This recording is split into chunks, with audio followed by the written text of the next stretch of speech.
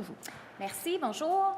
Ça fait déjà un petit moment qu'ici et sur d'autres tribunes, je parle de l'urgence d'accélérer les projets de construction de logements sociaux partout au Québec pour régler, d'une part, là, les problèmes liés à la pénurie et la crise du logement qui s'accentue au Québec. Mais une chose dont on parle peu ou moins, c'est la question du maintien des acquis, maintien des immeubles de logements sociaux déjà construits, financés massivement par les gouvernements et dont les conventions viennent à échéance assez rapidement.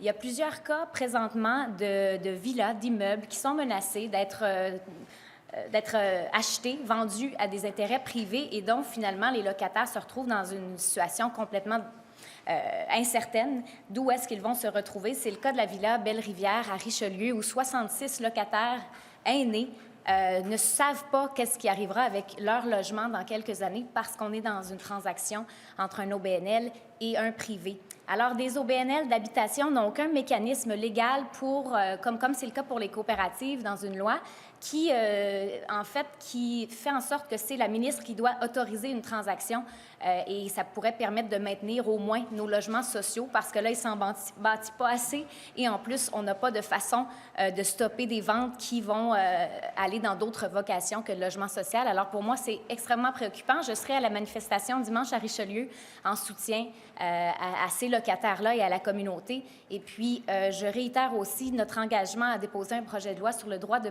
préemption pour les municipalités également, afin qu'elles soient prioritaires sur le rachat d'immeubles ou de lots, en fait, pour du potentiel développement de logement social. Donc, c'est deux outils complémentaires, mais qui sont urgents, dont on doit se doter rapidement pour lutter contre la crise du logement.